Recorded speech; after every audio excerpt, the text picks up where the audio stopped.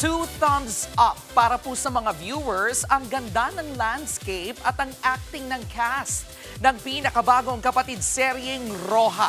Nasa frontline na balitang yan, si News 5 Entertainment Correspondent Von Belinario. Bukas na para sa mga VIP at VVIP ang La Playa Roja. Ang landscape talagang breathtaking. Pero sa likod ng magandang tanawin, nabunyag na ang mga kwento ng panloloko. Ang eksenang yan sa pilot episode ng seryeng Roja, 2 thumbs up sa viewers lalo ng acting na nagbabalik serye na si Yasi Pressman.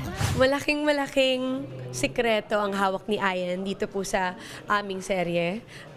Pero sila po ang ulo ng gulo. This time, ibang-iba na. Mas higher level, mas matapang, complex yung mga rules. Reunion project din nila ito ng veteran actor na si Joel Torre.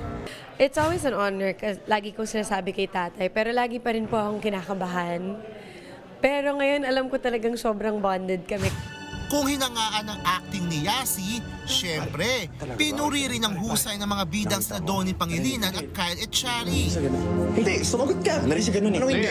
Hindi siya mabida ka masyado, alam mo yun? Hindi ako nakita. Dahil nga sa natuklasang cheating, pati friendship nila Liam at Olsen, damay. Episode 1 pa lang, ang dami na agad na nangyari. Not to be missed din of course ang star-studded lineup ng mga artista. At ang nagbabadyang panganib sa La Playa Roja.